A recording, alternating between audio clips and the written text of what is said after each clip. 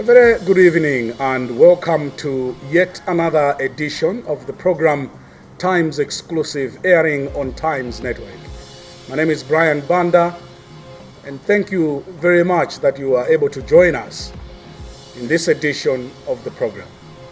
The program tonight is coming to you courtesy of Rainbow Paints. My guest in this edition of the program is Her Excellency Madame Sandra Paesen, the Ambassador of the European Union in Malawi. I love brilliant green on my walls. I love signal red, sweet lime, electric blue. I just love golden yellow. You get all that and more at Rainbow Paints. Imagine a water-based paint that is water-resistant. Imagine a paint that is absolutely washable to remove dirt. And it guarantees you 10,000 cleaning scrubs over its lifespan without losing its luster. There can only be one paint that does just that, and that paint is acrylic sheen. Get yours today at all leading hardware stores. Rainbow Paints. Peace of mind. Part of the deal. Ambassador Paesen, thank you very much for joining us tonight. We are meeting for the first time. I don't know how long you have been in this country. Little more than 1 year, Brian. Okay. It's my pleasure to meet you. Yes. So tell us very briefly about yourself. Who is Ambassador Paesen? Well, so my name is Sandra Paesen, and I'm originally from Belgium. I'm a EU official, which means that I belong to the institution, if you want. So I'm not coming in as an ambassador from a member state. Sometimes this happens. Yeah. But I'm actually one from the system, meaning that I'm permanently recruited to work for the European Union. 1 year, almost a year now in Malawi. What has been your experience? Well, I've served in other countries, as you know. I was in Uganda before, and I worked at the African Union. We have a mission to the African Union before. And before that time, I was working on crisis management issues, and I was an advisor to the Special Representative for the Great Lakes, the EU Special Representative. So I've done quite a few things. So looking at it from that comparative lens, I think that I find Malawi to be a very cohesive country, in the sense that I always say the greatest asset of Malawi are the Malawians. Yeah. And I truly think that Malawians are kind, Malawians are well educated, Malawians are not afraid to speak their minds, and Malawians will always be very welcoming to newcomers and foreigners such as myself. So I'm grateful for this experience. And you have loved almost everything that you have been in Malawi. I'm talking about your experience in Malawi. The year that you have been. Yes. You wouldn't exchange it for anything else. No. Yeah? Not if I have something to do with it. Then I would love to stay in Malawi for as long as possible. And I'm not the only one who feels that way. I hear this from all the members of the diplomatic corps. Malawi is really a what beautiful makes Malawi place. so special that when people come, they don't want to leave, including yourself? Yes. If you had an opportunity to stay longer, you could, isn't it? Yes, but that is, as I said, because of the people of Malawi. Yeah. You could say that it's because of the green environment, because it's relatively peaceful and so on. But no, I think it's the Malawians. It's that little contact that you have each and every day, from the morning when we get out of bed and we see our Malawian staff who work with us, to the Malawian staff who work in our offices, the drivers, the cleaners, the ministers, everyone. Every Malawian that you meet are so kind, well educated, and we don't take that for granted in today's world where things are getting so rough. Yeah. We'll talk about that in a moment. But what is the mission focusing on in this nation? Well, we have a twofold agenda. Yeah. I think the first point is that we want friendly relations, political relations with Malawi. So Malawi is for us, first and foremost, a political partner on the global scene, but also on the African continent. We share many values with Malawi, and we want to preserve these values and this political partnership. not only here bilaterally, but also on the global scene. So there's definitely that point as well. I'm here for the political and friendly relations. But the more substantial point, if I may say, because it's pressingly needed, is to fight poverty in Malawi. Malawi is, as we all know it, one of the poorest countries on the continent, one of the poorest countries in the world.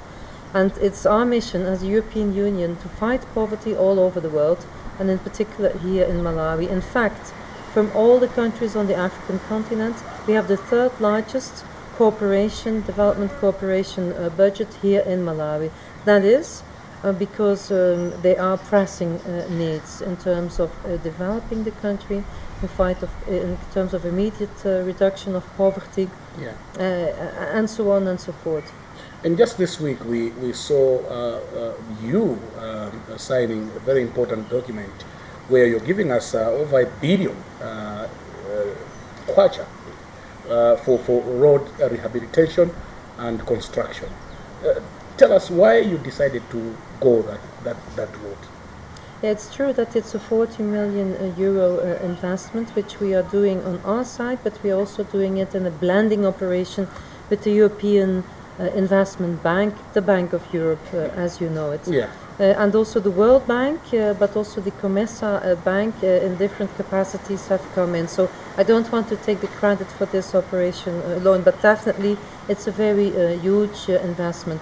If you know that our overall financing envelope for all the sectors is 560 million, then you'd appreciate that 40 million is a large chunk of that. Why did we do that? We want connectivity.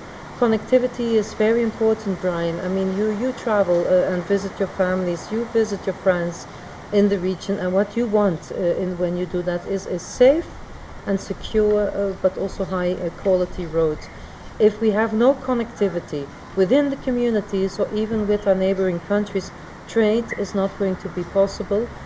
Human-to-human contacts are not going to be possible. Casualties will be there because if our roads are not safe, people will basically have car accidents, pedestrians will get hit and so on, and we do see kind of a large number of casualties on the Malawian roads. Malawian roads are not particularly safe at the moment, although I must say that I've seen worse roads than the Malawian roads, but still there's scope to improve them. So what we want to do is we want to rehabilitate the M1 road, the purpose being that we connect Dar es Salaam to the port of Durban, so going straight through Malawi, so that the potential for interregional traffic and interregional trade is going to enhance. So the 40 million euros, how are you overseeing? I'm asking that question are you paying directly to the contractor, or are you giving it to the government of Malawi to oversee the project?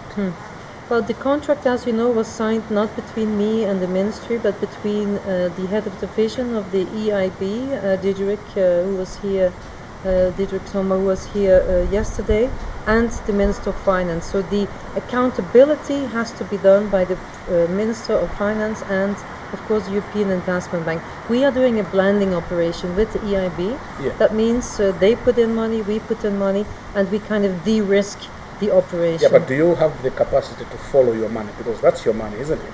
Well, with the EIB, it's not a problem because it's our own money. And what the EIB is going to do on their end, of course, this is the European Bank. So don't think for a second that the European banks don't have the mechanisms in place to follow up with their partners and see all the tranches, because the money is not given in a chunk.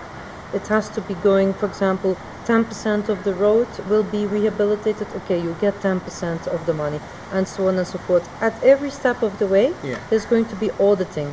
So the European Investment Bank, together with the Roads Authority, will invest and look on the spot, is the money used according to the specifications that are laid down in the contract? Yeah, but you know, I don't know if you know, sometimes when we get the money for development, monies have gone missing, or little money has been used on the intended purposes. We have roads that they begin to break after a year or two. This is why I'm asking this question. Yeah. How are you going to do this job? It's a very important aspect that you have taken, maintaining and rehabilitating our roads, because our roads are in bad shape. But how are you going to do it? Are you going to give the money to the government, or are you going to pay the contract? I wanted if you can come very clear on that one. Well, obviously, and how you are going to follow the money. It's not between me and the minister to follow up. As I said, it's the European Investment Bank in between. They are going to actually execute the program, so it's within their hands. So any issues that we would have, we would take up with the European Investment Bank. But you understand my point of view? No, I think what you're trying to see is what would happen in the case of mismanagement, not non-compliance with the contract. So, as I said, we have a system in place of auditing the actual roads. At the same time, if there would be any mismanagement, the European Investment Bank would step in and would try to put the project back on track. That is how it's going to happen. It's not me who's going to issue recovery orders or freezing the money or etc. etc. But in the case of gross mismanagement, where, for example, we could not put the project, and this is very theoretical because I have full confidence that the project will be done up to the highest standards. We have never had issues of this kind, but as you are asking, of course, there would be then this freezing of the next tranche of the... So if you're not satisfied, you freeze the money? I will not do it, but the European... Who is going to do it? The European Investment Bank. They will do it. But you tell them, isn't it? Because you are we are together. Their person here. We are together. They are the European Bank. I'm the European Union ambassador. So of course we are going to discuss this together. For you to freeze the money, what violations attract the freezing? Well, for example, the issues that you mentioned. But now I don't want to enter into a threatening logic because I have no reason to think that this scenario is going to play out. But in this or in any other project, I mean, of course, as you say, non-execution of the contract, very big arrears with no good explanation. Sometimes, in some cases, gross human rights violations, which would come to our attention. There are many specifications in each and every contract that says you have to comply with that. Or, for example, roads which are built but not according to the technical specifications, which would be of a poor quality as what we pay for, and so on and so forth. So that is all in the technical specifications or in the broader general conditions. So red flags can be raised? They can always be raised, and that's not only the case for the European Union, but also for the World Bank and so on. Cases of this nature sometimes occur. But I can say that for the European Union in Malawi, we never had such cases. So you are optimistic? I'm optimistic. So otherwise we wouldn't have done it. So the signing this week, are we starting next week? When can you brief us on the signing? What was actually happening on the signing? Well, the rehabilitation is going to start in the next weeks and months, so it's our intention to really do this quickly. Do you have the priority areas of the roads? The priority areas of the roads, it's the whole road. It's 302 kilometers altogether. So I'm not sure where they will start, whether they will start but north do you have a say on which roads should be done or not? Well, it's the M1 in its entirety. It's all just M1? Yeah, it's the M1. Okay. But what we want, and this is one of the points I made yesterday, is what we want is that we don't only look at the M1 and make it according to the highest standards, but also make sure that the connectivity with the rural roads, which are connecting onto the M1, are duly assured. And we have different projects for that. We have the rural roads rehabilitation scheme. So as much as we are now with the European Investment Bank doing the rehabilitation of the M1, which is actually the lifeline of the country, you know it. But we have also not to forget the rural roads, and there we have another scheme. So we will look, as the European Union delegation, we will look at the connectivity between the M1 and the rural roads. That's something that we will do. What the European Investment Bank will do, they will do the actual rehabilitation of the roads. You're also involved in the social cash transfer. Tell us if there have been any success stories in that regard. I think, Brian, you should come with me next time when we go into the communities where the... If I'm invited. You are invited. You have a standing invitation. I went recently, about 6 weeks ago, with the ambassador of Ireland and with the ambassador of Germany. We went together also with our European humanitarian agency, ECHO. We went together into the field. And we wanted to see the social cash transfer. Is it do or don't? Because some people would say, what is the purpose of giving handouts? To say to you, Brian, here is 10,000 kwacha and you do with it what you want. Is that good in terms of development money? Do we get return on investment, yes or no? And what are you thinking now? Are you thinking yes or no? I don't know. I want to hear you first. Yeah. Then maybe I can have my own opinion. Because a lot of people... But you Europeans have been against handouts, and I don't know why you have taken this path. Exactly, so that's why I'm provoking you, because I know very well that Europeans, we often say you have to work for it, you cannot just get a handout, and so that's what in Europe many people would say. But in the context of Malawi, I'm talking about the 10% ultra poor of a kind of country with poverty issues. Does it really work? And I have to say, surprisingly and miraculously and positively, it's working. So against your gospel of no handouts, you have decided to take this route? Absolutely. I think it was the Irish who led the way. They were the first ones pioneering in that. The Germans also were doing it. We are also now doing it. The government is doing it in one district. And I think, if I'm not mistaken, that maybe others such as the UK and so might also be experimenting with it. Why are we so interested? Because we see that if we are able to give a safety net, even the most basic of safety nets, to the ultra poor, that they are actually able to put this money to very good use. We met mothers, Brian, and I met the students as well, mothers which on the basis of 7,000 kwacha a month were able to set some money aside and put their sons and daughters to university. So I'm not even talking here about primary education or secondary education, but tertiary education. So you are making an impact. We are making an impact. Unfortunately, we have to take a short break. Ambassador Paesen, we'll be back with you in a moment. All right, thank you. Thank you very much. In case you're just joining us, this is the Times exclusive airing on Times Network. I'm joined by Her Excellency Ambassador Sandra Paesen, the European Union Ambassador to Malawi. We'll take a short break. We'll be back in a moment.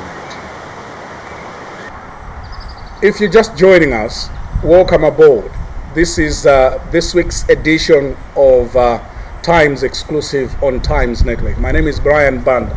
I'm joined by Ambassador Sandra Paesen, European Union, EU Ambassador to Malawi. Welcome back to the other half of the program. Sometimes we hear of challenges. Nations like yours over money or disagreements on allowances and so many things. Have you had any challenges in dealing with your partners? We talked about the finances just before we went for a commercial break, but now I'm looking at the expectations from your partners. Well, I'm happy that you asked this question, Brian, because it's our job to be extremely orthodox when we spend our money as the European Union. We have rules, we have procedures, we have regulations.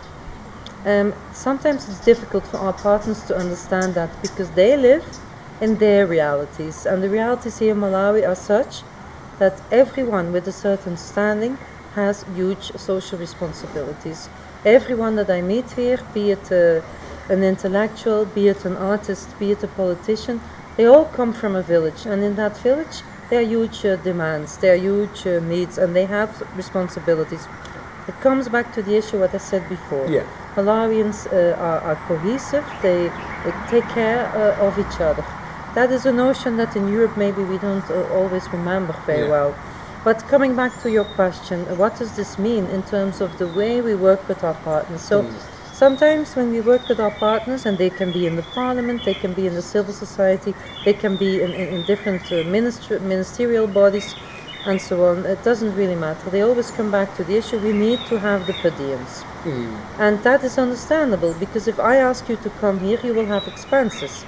So we cannot turn a blind eye to that. So we have rules and regulations in place to cover these situations. But then sometimes people say, no, actually we have our own rules and procedures and we want you to adopt our rules because they are more generous. And then they say, no, here we draw the line. We cannot do that. Are you surprised, Your Excellency, on the cut of allowances here?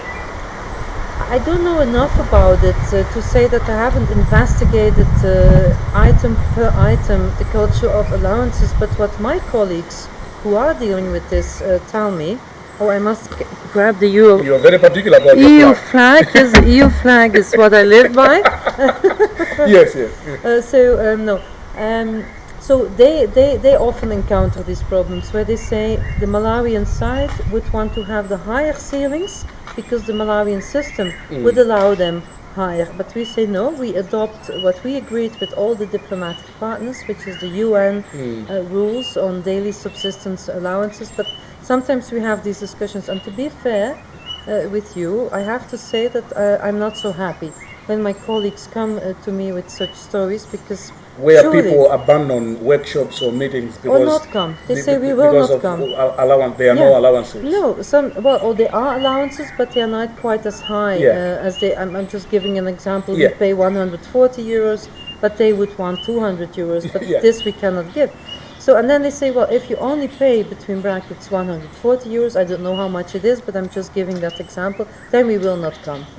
And I find that sad, because sometimes we organize workshops where we explain, new concepts. It's actually training, it's actually free education if you want, where we bring in experts and so on, and they say we still don't want to come. So I think we have to get rid of that mentality that when people are invited to such interesting seminars, that they would not make it contingent upon the higher allowances. Let's, if you allow me, Your Excellency, if we can talk about the elections. The European Union had sent observers during the elections here.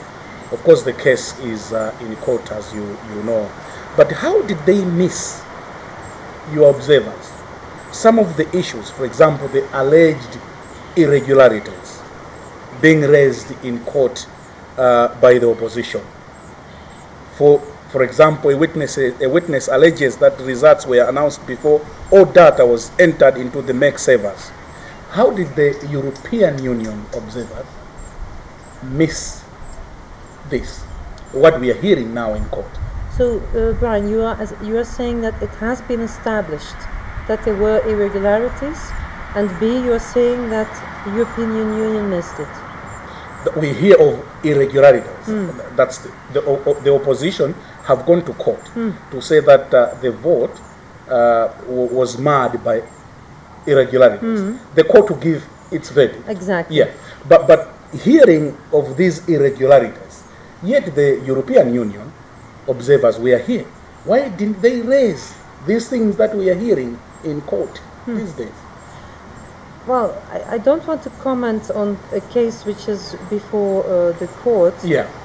And I can't speak on behalf of the EU Electoral Observer Mission because they are totally and completely independent. So it would be wrong for me to say this is their opinion, this is what they have done, and so on. So I think we shouldn't prejudge neither what is before the court, or neither what the European Union Electoral Observer Mission would or would not say. Yeah, I understand that. We cannot comment on things that are in court. But your observers, the European Union, I was to refer them as you, because they said the vote was credible. You say that they said the vote was credible? That's what we heard from the EU observers.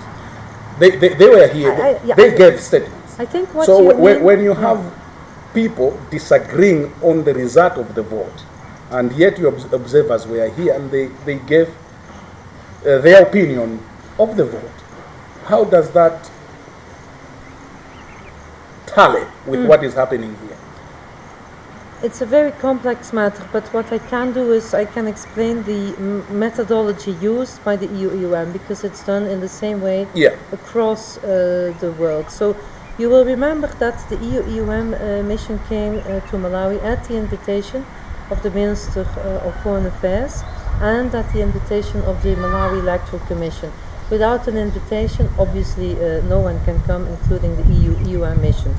So that was done. They came because there was a large degree of administrative reforms, 60% more or less, which was done by the Malawi Electoral Commission. On that basis, we said they have implemented quite a lot of the reforms proposed or in our report of 2014, so we did see it fit to come again. Now, you are referring, I think, to the preliminary statement which was issued on the 23rd of May. Yeah. I was there when the Chief Observer Pocher presented his interim report and the preliminary statement. It's called preliminary statement because it is preliminary. Yeah. So it's not at all a final opinion. And in that preliminary statement, that you know, it said that the organization of the elections up until E-Day were up to the expectations as we thought they should be. That is what the EU Chief Observer said. Obviously, the Chief Observer is not here now, so I can't speak for him and see what does he think of the matters that you are referring to. What I do know is what he thought, and the mission thought, right after E-Day had finished.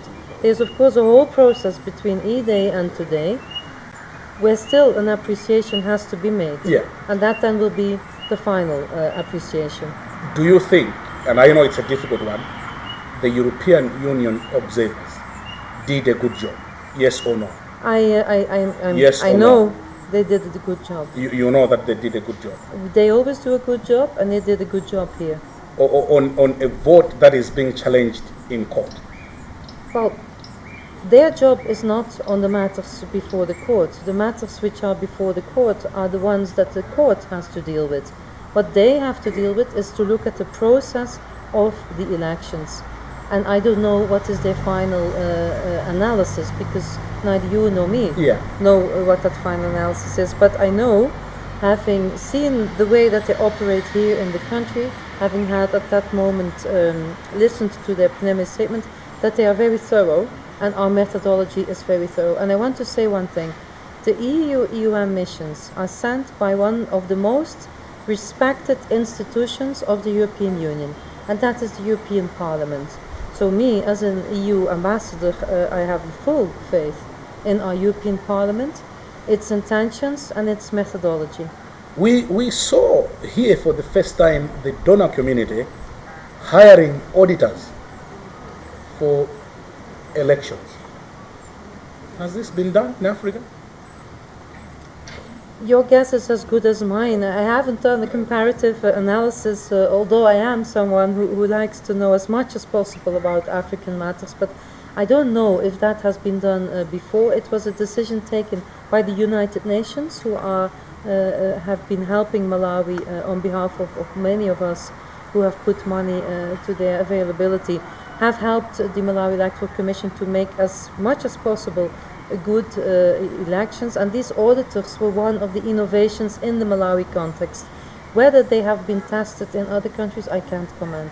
I don't know. But the question is, were the auditors effective in their assignment? You may probably not be able to answer that one, isn't it? No, I can't. I can't. Yeah, but when we hear of the final report not being released by the time the final tally was announced, what does that tell you? Could you be a bit more specific? Which final report? The final report of the auditors. We hear that by the time the results were being announced, the final auditor report was not ready. I can't comment on that, because then I would need to comment on each and every point that one of the concerned parties would or would not have made before the court, and this would bring us a very long way. I think these matters are exactly for the court to appreciate. Okay, I respect your position on that one. Still talking about the elections case, but not necessarily going inside the court.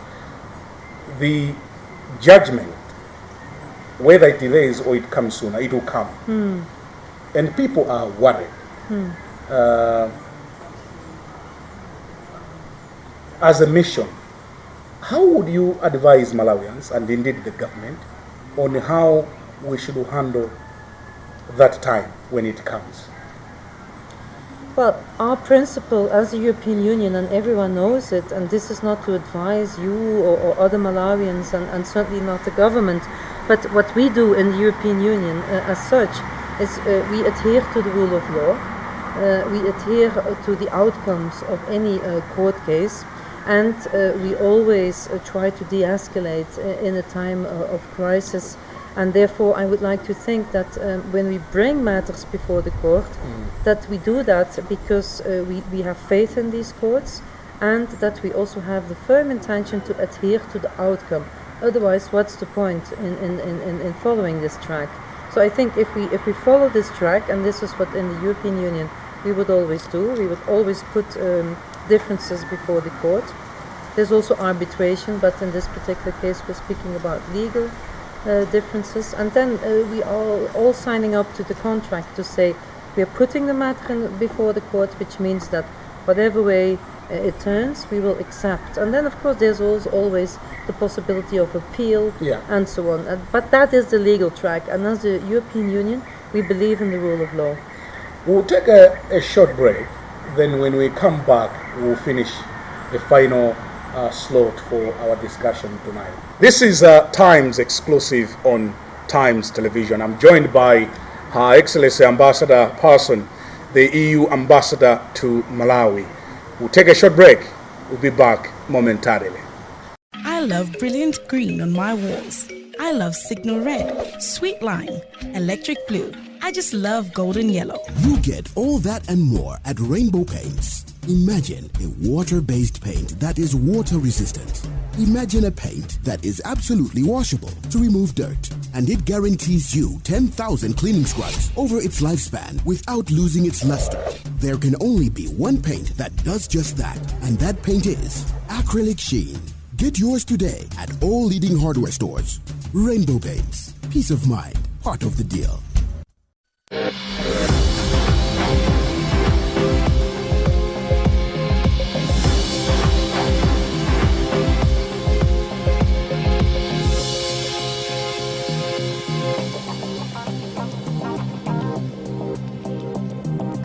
You're watching Times exclusive on Times Network. I'm joined by Her Excellency Ambassador Sandra Paesen, the EU Ambassador to Malawi. Welcome back to the last bit of our conversation tonight. Ambassador Paesen, you know that we have had post-election protests and sometimes violence. And this is having an impact on the economy. What is the EU doing in making sure that you help the government so that the impact does not negatively affect the vulnerable, especially the people in the village? Well, it's a very good question. What is the EU doing to help the poor and the ultra-poor? And I've already talked about the social cash transfers, but I also think the European Union, we stand for a certain set of values. And everyone knows that. We stand for human rights, we stand for the rule of law, we stand for peace, we stand for inclusion. For all these values we stand, and people would expect us to stand for this. Now, in terms of the post-electoral situation, of course we are not a stakeholder. We are a diplomatic partner here. We are here to preserve the good relations between Malawi and the European Union. But we have also to make sure, of course, that our investments are yielding the best possible return on investment. This can only happen in a climate of peace so that we can create prosperity. So I am a little bit concerned with situations where that would be compromised. I'm not saying that's the case. I'm not saying that at all, but I mean, in such cases, we have to be concerned. So what are we doing? We are trying what we can to pass messages of de-escalation. We have different ways of doing that, and I think we're in a right also to do that, to say peace is the baseline. I think that is very much our message. But further than that, we cannot do much, although people sometimes think, well, you have all the power because you have so much money and so on, but that is not the right way of looking at it. We are here as a friend, but a friend cannot opinionate each and every time when you would not want us to opinionate. So in that sense, we hope for the best, and we really preach the message of peace and of de-escalation. We are rated one of the poorest countries on earth. A lot of money has come into this country in the form of aid. Why has aid failed to uplift the lives of our people? Where are we getting it wrong? This is a question we have to ask ourselves. The donors have to ask themselves this question, the government, the stakeholders, everyone has to ask themselves this question. And it cannot be a single entity providing this answer. I think we have together to look at this. We are about to launch a new programming cycle of 6 years, 2020, 2026, 2027. And we have to, together with the government, but also with other stakeholders, to discuss which sectors do we think are going to help Malawi in the best way to lift the country into a new situation, a more dynamic situation of more prosperity, more jobs, and more return on investment. So Malawi is an agricultural society, and it's an agricultural economy. There are many problems. We've seen now the tobacco issue linked to the exports to the American market, not at the moment the European market. There's the issue of the sugar, and there's the issue of some few key commodities to which Malawi is so dependent on. So that is in itself a problem. Diversification of the agricultural sector is what we believe. You should not rely on one or two crops. You should try to rely, first of all, on the crops which yield an enormous profit, not on crops which do not yield an enormous profit. And of course you should be able to resist shocks on the commodity market by diversification. For example, if you would be reliant on timber, which is not the case, I'm just giving this example, but the price of timber is going up and down and it's very cyclical, then you are putting yourself up to vulnerability, because you would get 1 year a lot, 1 year nothing, etc., etc. So no economy would want to rely on a single crop or on a single export commodity. So diversification is very important to begin with. And then of course, yes, the demographics are also something one would want to look at. You'll always have to see what are the trends, because for example, imagine your economy is growing with 5% every year, which is reasonable. Which is reasonable, because in Europe there are many economies who don't grow 5% a year, so 5% is reasonable. But suppose that your people, your growth in terms of people, demographics, grow with 10% every year. Then you are missing 5% just to keep the current level of development. Just to keep your current welfare, you would need to add another 5% to be able for people not even to be more prosperous, but just to keep the current level. So you see that unless there is a matching exercise being done, where you could grow on the revenue side quicker than you would grow on the demographic side, unless you would reach that point, you would still, stagnate rather than grow. Are we putting our hands on so many things? Agriculture, tourism, sometimes mining. Where do we think we should focus our energies on as a country? Well, we have just this week signed, together with KfW and the German Embassy, a big project on the interconnector, connecting the Malawian grid with the Mozambican grid.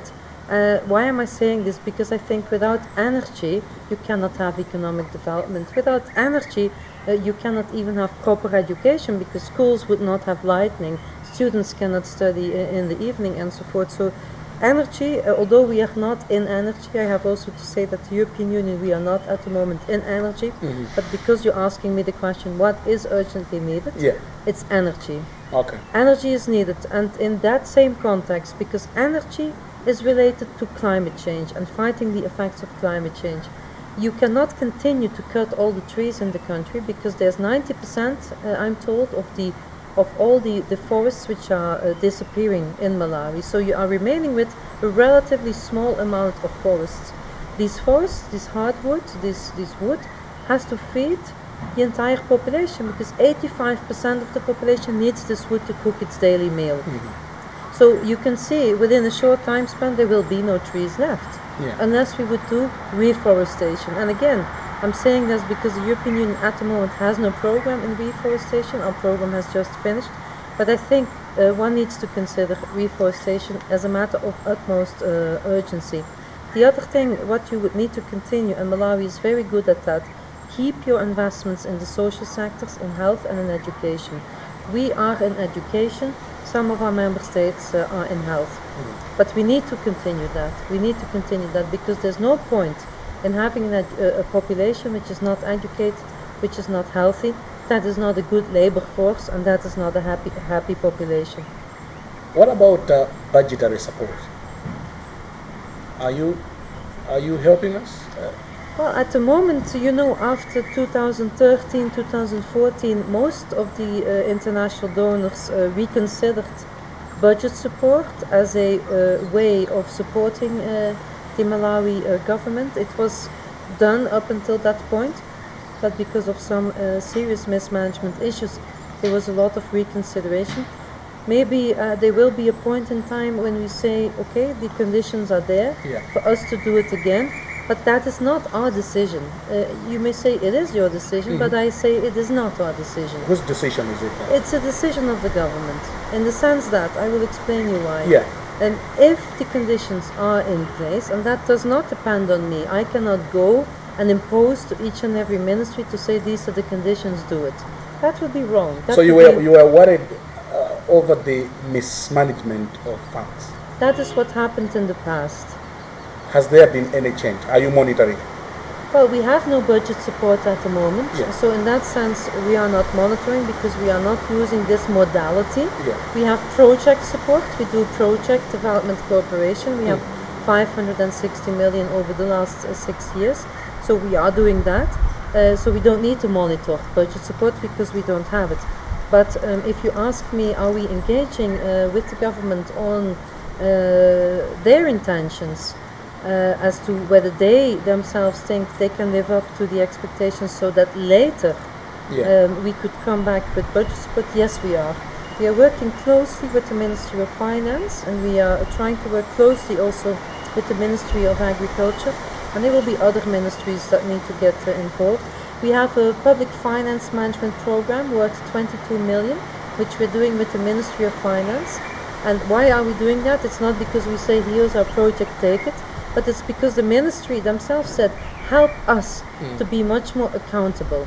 So this is a whole technical process. We have just signed it, or no, we're going to sign it, I'm sorry to say, in a few weeks with the Ministry of Finance, and it's going to be implemented next year. So that is going to be a 2-year, very intensive collaboration. We even have people in the Ministry of Finance to see how do you need to do it, what do you need to do. So, but in this program, you cannot tell us whether EU will start again budgetary support to Malawi or not. I can't say it. I cannot say it. You don't have any idea? I cannot say it. I have no idea, and I cannot say it. What can make EU change its decision? Well, we have no decision, so I can't change it. Yeah, you had a decision of stopping. In the past. Yeah, okay, so you're right. What can Malawi do to get back that support? Because we need it. We, if you say you need it, I take note of that. There are other modalities which we can use to support Malawians, as we are currently doing. But it's true that in the current budget there is an optimistic revenue outlook. So I would imagine that this is what you mean when you say we need it.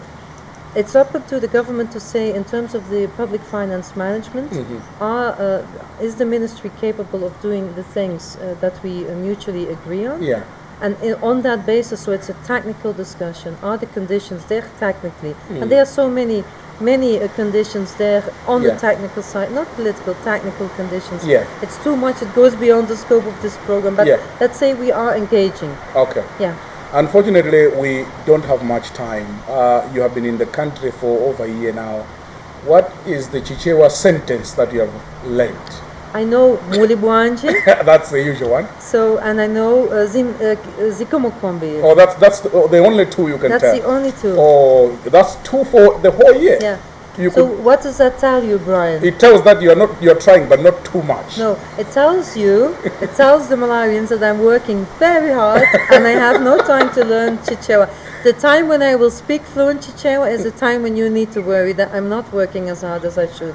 Quite interesting hearing you talk, Ambassador Paesen. We wish we had more time, but maybe your final thought, and maybe to Malawians watching us, what should your parting shot be? What should they expect from the European Union, and what do you have to say to many Malawians watching us tonight? We'll finish on that note But tonight. thanks for giving me that opportunity, Brian, and thanks for a very, very good interview. Thanks to all of you. I want to say to the Malawians that the European Union is here. We are here to help you. We are here to help you, to lift you out of poverty, and we stand with Malawians, the government of Malawi, and with all our partners together in this cause. So thank you very much. Zikomo. Well, thank you very much once again for joining us tonight. Thank you so much. On that note, we conclude this week's edition of Times Exclusive. I've been talking to Her Excellency Ambassador Sandra Paesen, the EU Ambassador to Malawi. My name is Brian Banda, from all of us here in the administrative capital, Lilongwe. Thanking you very much for joining us tonight, and goodbye.